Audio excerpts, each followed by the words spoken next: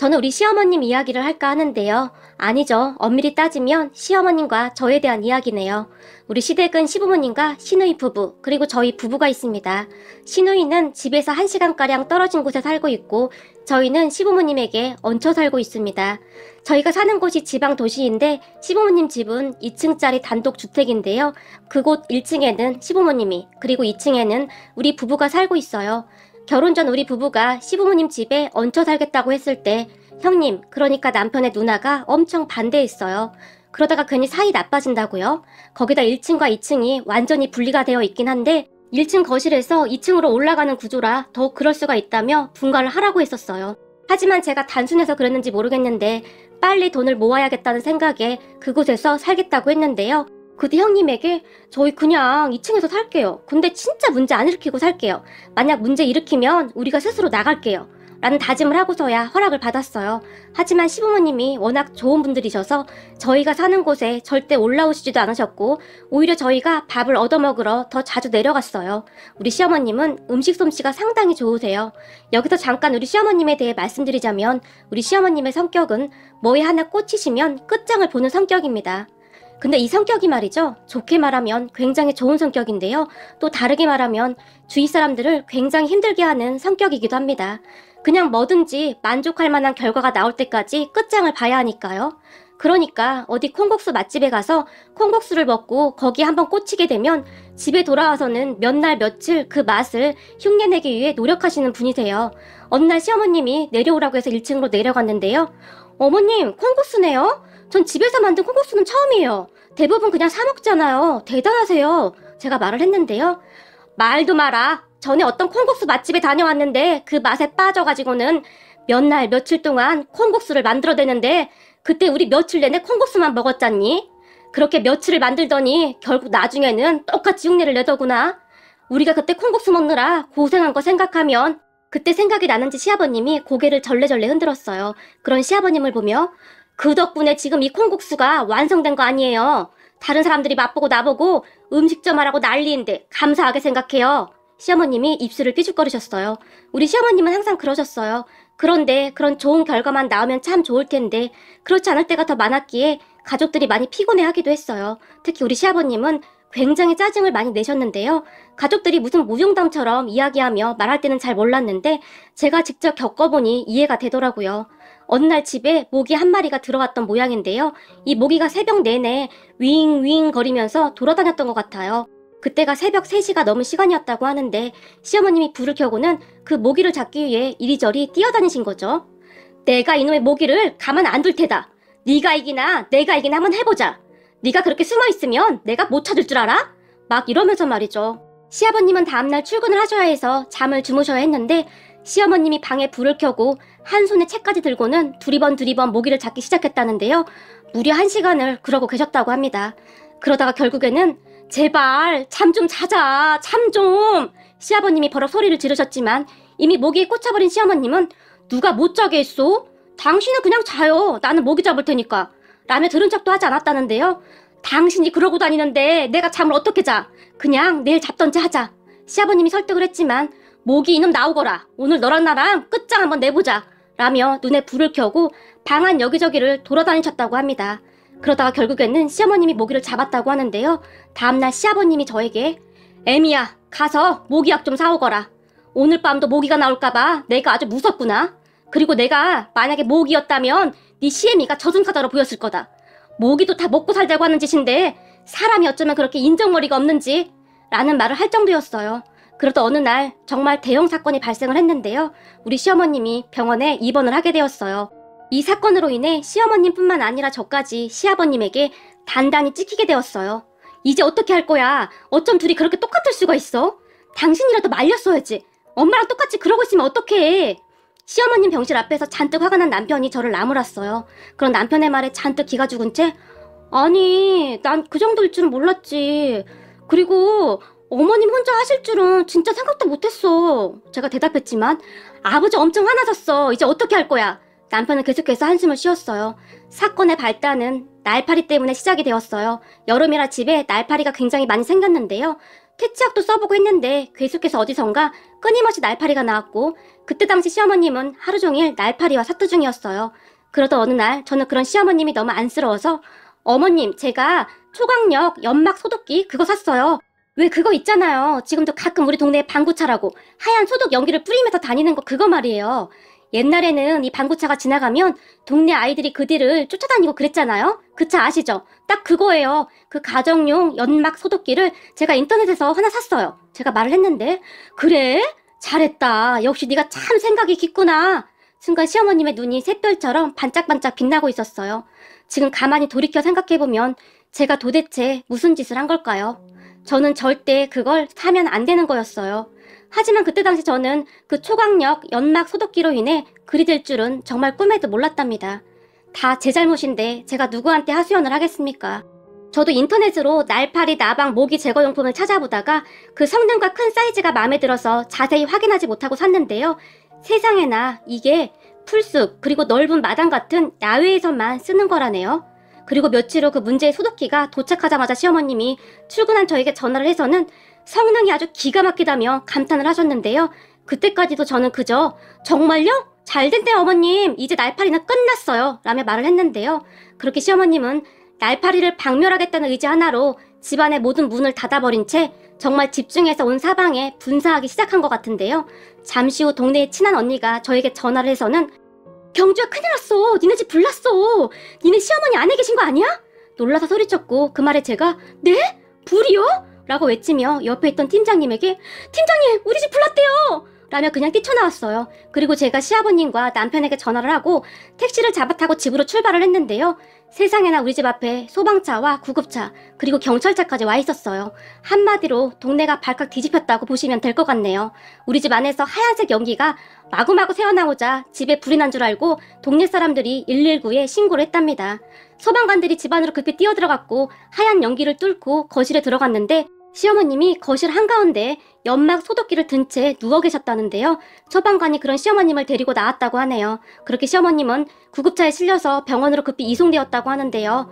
그리고 얼마 후 동네 언니에게 어머님이 병원으로 이송됐다는 소리를 듣고 눈물 콧물 다 빼며 다시 병원으로 갔는데요.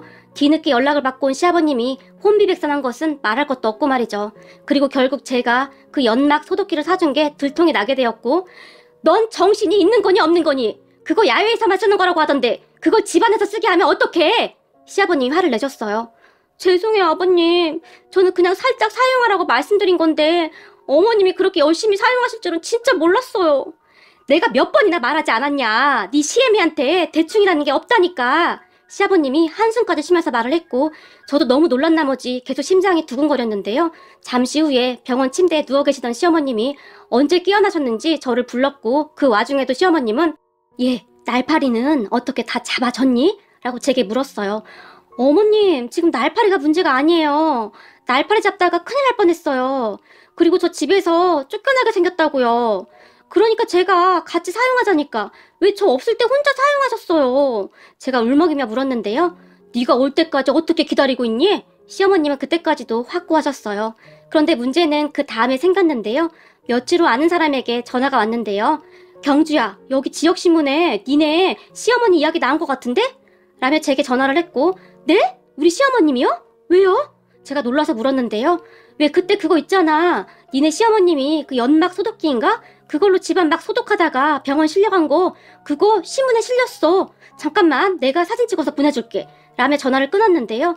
정말 우리 시어머님의 사례가 지역 신문에 실렸더라고요. 황당한 사건 사고편인가 하는 란에 날파리 잡으려다가 병원에 실려간 60대 여성이라고 신문에 실렸던 겁니다. 그걸 보고는 깜짝 놀라서 시어머님에게 말을 했는데요. 예, 그거 네 시아버지 알면 난리 나니까 절대 못 보게 해야 해. 라며 큰 소리를 치셨어요. 하지만 제 귀에까지 들어왔는데 시아버님 귀에 들어가는 건 시간 문제였죠. 며칠 뒤 퇴근 후 집으로 돌아온 시아버님이 아유 내가 남사스러워서 얼굴을 들 수가 없어. 이게 웬 망신이야 그래? 큰 목소리로 말을 하시며 소파에 뭔가를 툭 하고 던졌는데요.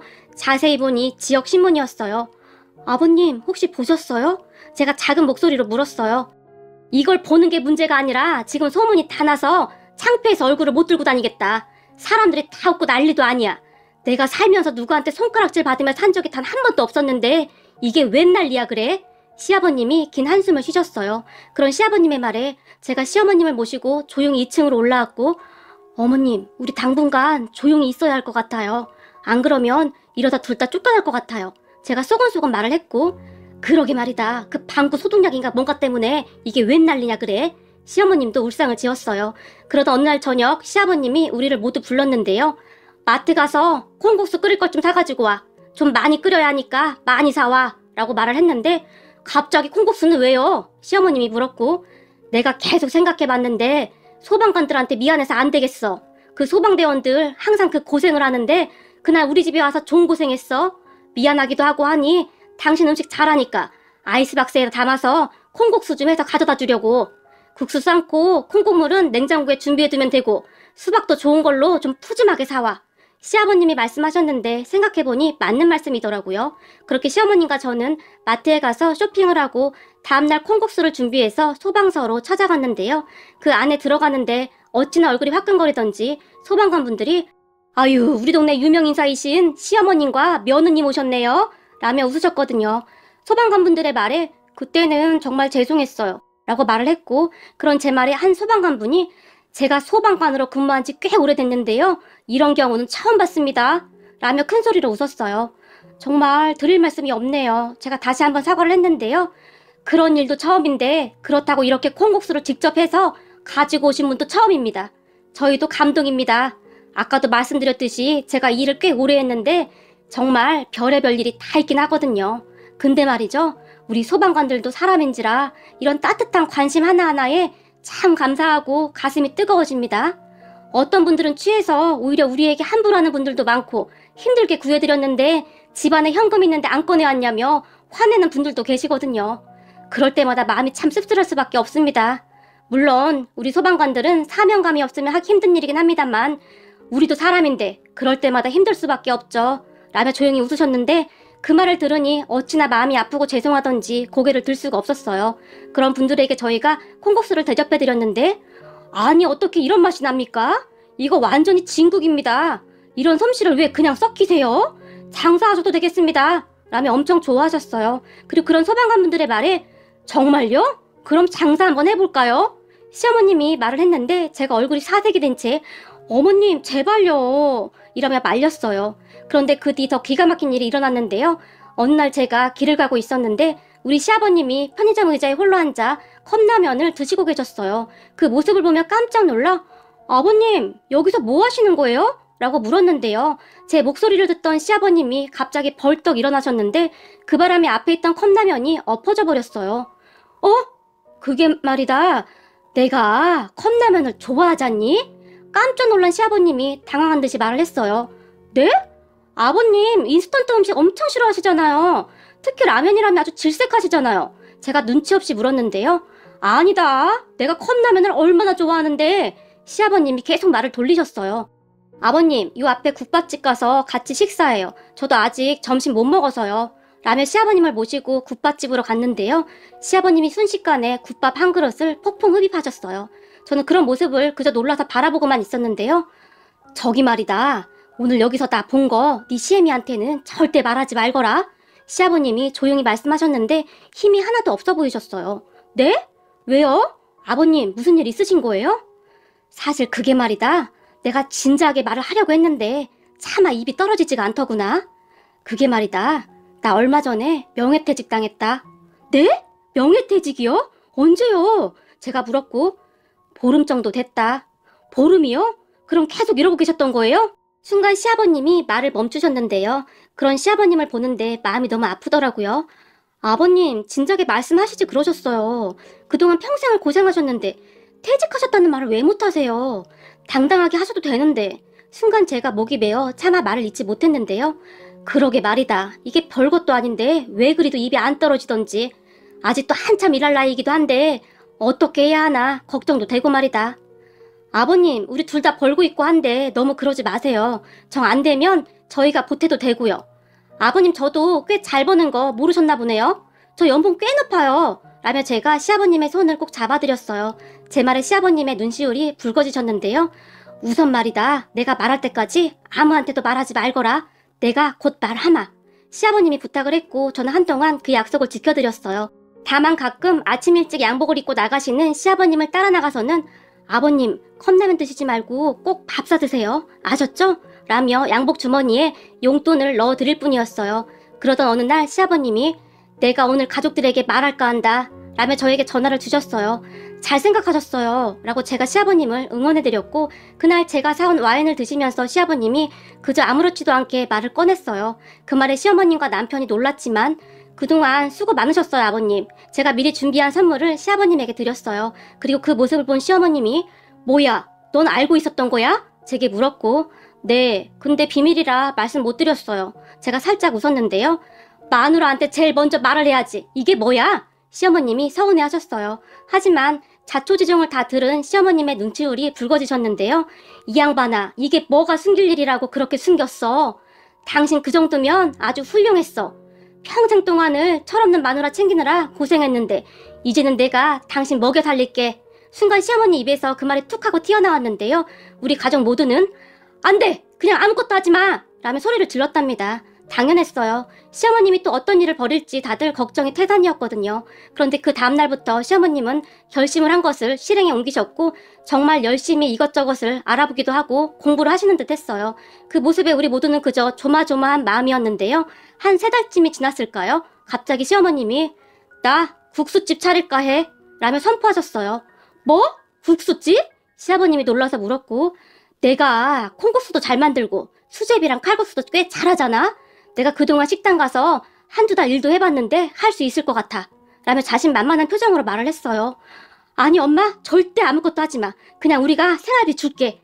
남편이 결사 반대하고 나섰지만 이미 자리도 다 알아봤다. 네 아버지랑 같이 하면 충분히 할 수 있어. 시어머님은 진짜 대단하셨어요. 정말 꼼꼼히 잘 알아보셨더라고요. 그렇게 시어머님과 시아버님이 국수집을 시작하셨는데요. 시어머님의 집념 덕분이었는지 가게가 꽤 잘 됐어요. 거기다 어떻게 안 것인지 소방관 분들이 자주 와주시기도 했고 여기저기 입소문도 내주셔서 많은 도움이 되었어요. 그런 시부모님의 마음이 통했던 것인지 장사는 더 잘 되어갔어요. 은퇴 후 걱정 가득하시던 시아버님도 요즘 한시름 덜으셨고 말이죠. 그만 쉬시라고 해도 일하시는 게 좋다고 하시니 어찌할 방도가 없네요. 그래도 두 분이 열심히 사시는 모습을 보며 저도 많이 배우고 있습니다. 뭐든지 시작하면 끝장을 내고야만 우리 시어머님의 집념이 결국 해냈네요. 마지막으로 소방관분들 뿐만 아니라 묵묵히 보이지 않는 곳에서 항상 애써주시는 분들이 참 많은데요. 그런 모든 분들에게 항상 감사하는 마음을 갖고 살아가는 마음 따뜻한 세상이 되었으면 합니다. 오늘의 사연은 여기까지였습니다. 즐겁게 보셨다면 구독, 좋아요 부탁드립니다. 고맙습니다.